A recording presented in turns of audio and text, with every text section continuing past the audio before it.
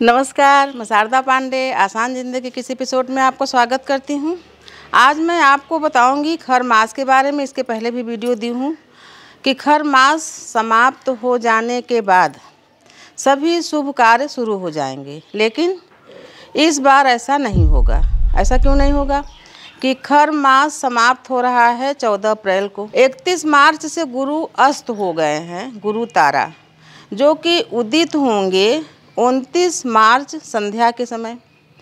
तो 9 ग्रह में 2 ग्रह ऐसे हैं, शुक्र और गुरु, जो कि समय समय पर अस्त और उदित होते रहते हैं। इनका कोई निर्धारित समय नहीं है। गुरु देवताओं के गुरु बृहस्पति हैं और शुक्र दानवों के कुल गुरु हैं। अगर इन दोनों तारों में से, गुरुओं में से कोई भी अस्त हो जाता है तो सभी शुभ और मांगलिक कार्य निषिद्ध हो जाते हैं, बंद हो जाते हैं। तो गुरु अस्त हैं 31 मार्च से, जो 29 अप्रैल को उदित होंगे, तभी सभी शुभ मांगलिक कार्य शुरू होंगे।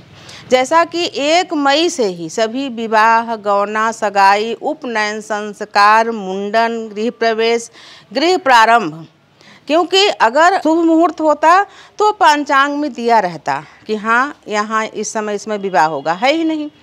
बहुत सारे लोग हठ के मारा कि हमें सब चीज़ें नहीं जानते, नहीं करेंगे, नहीं मानेंगे, और इसी अस्त ग्रहों में ही विवाह कर देते हैं, जो आगामी जीवन के लिए काफ़ी उपद्रवकारी और काफ़ी संकट भरा हो जाता है। तो जब गुरु और शुक्र दोनों ग्रह उदित रहें तभी विवाह जैसे महापवित्र रिश्ते में बंधना चाहिए। आप अगर प्रत्यक्ष रूप में देखना चाहते हैं कि गुरु और शुक्र कौन है, तो सूर्य डूबने के बाद आज ही, जैसे कि जब ये वीडियो आप पाएंगे तभी सूर्य डूब जाए, जब थोड़ा हल्का अंधेरा हो जाए, तो आप पश्चिम तरफ जहाँ सूर्य अस्त होते हैं उस तरफ मुंह करके खड़े हो जाएं।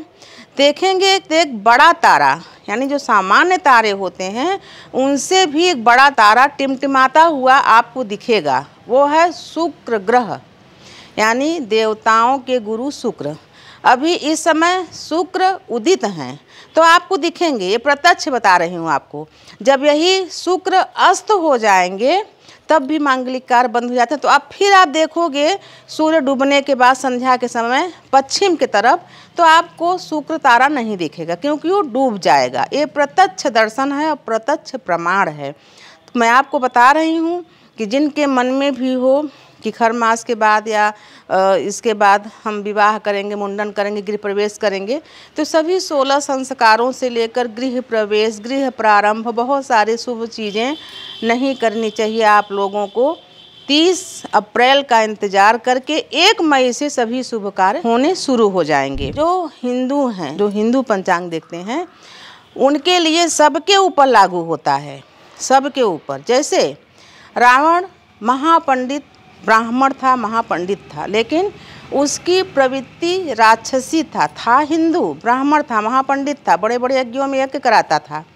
उसी प्रकार से राक्षसों के कुल में महात्मा प्रहलाद भी पैदा हुए। ये दोनों हिंदू थे, लेकिन दोनों का कृत्य अलग अलग था। प्रहलाद जी देवताओं के हितकर थे, यज्ञ पूजा पाठ में उनकी काफ़ी रुचि थी, लेकिन यज्ञ पूजा पाठ में रावण की भी रुचि थी, लेकिन वो फिर बाद में उपद्रवी बना।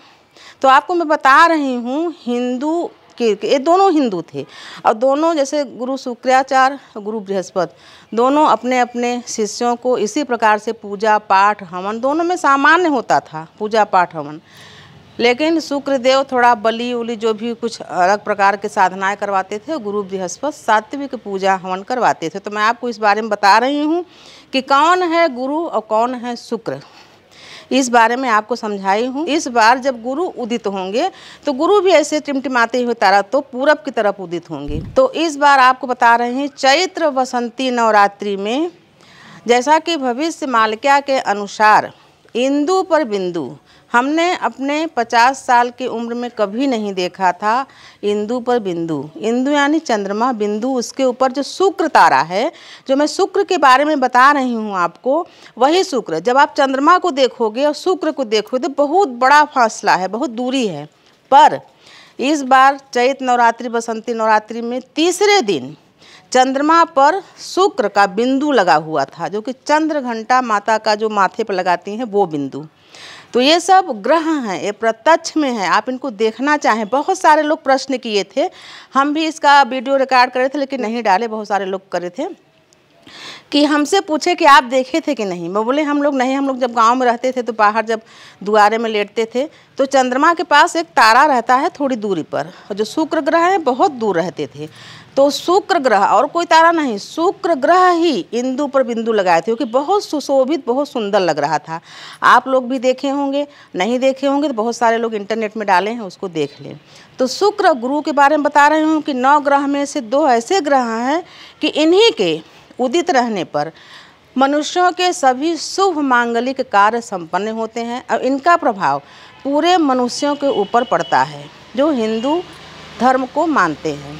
तो आप सभी अपने मन से कोई कार्य न करें, और जब ये गुरु उदित हो जाएं तभी विवाह वगैरह करें। और जो व्रत उठाने के लिए बोलते हैं, सभी व्रती को भी मैं बोली हूँ कि गुरु यानी जब गुरु ही सोए हुए हैं तो उस समय जब गुरु उठें, जैसे देवशयनी एकादशी में भगवान श्री हरि विष्णु जो 4 माह के लिए सोते हैं, आषाढ़ महीना के शुक्ल पक्ष की जो देवशयनी एकादशी होती है, उस दिन से सोने के बाद जब कार्तिक महीने की शुक्ल पक्ष की एकादशी देव उठनी एकादशी से ही शुभ कार्य शुरू होते हैं। तो भगवान श्री हरि विष्णु 4 महीना सोते हैं विष्णु जी, लेकिन ये जो शुक्र और गुरु तारे हैं समय समय पर जब अस्त हो जाते हैं, दोनों में दोनों उदित रहते हैं, तभी शुभ और मांगलिक कार्य होता है। आप अपने बड़ों से पूछ लें, पंडित जी से पूछ लें, और आप खुद अपने मन से कुछ न करें, शुक्र गुरु दोनों उदित होने पर भी शुभ और मांगलिक कार्य करें। और इसी पूर्णिमा से, यानी जो पूर्णिमा है, इसी पूर्णिमा से चैत्र पूर्णिमा से लेकर और फिर जो बैसाख की पूर्णिमा होती है तब तक बैसाख स्नान भी किया जाता है। जैसे माघ स्नान किया जाता है, वैसे ही बैसाख स्नान भी किया जाता है। तो आप इस स्नान को भी करके और श्री हरि जी का पूजन करें। तो बैसाख का पर्व का भी बता दी हूँ इसी में आपको। आगे ही ऐसे आपके प्रश्नों के उत्तर में वीडियो बनाती रहूँगी। आप सभी हमारे साथ बने रहें, देखते रहें आसान ज़िंदगी। तब तक के लिए नमस्कार।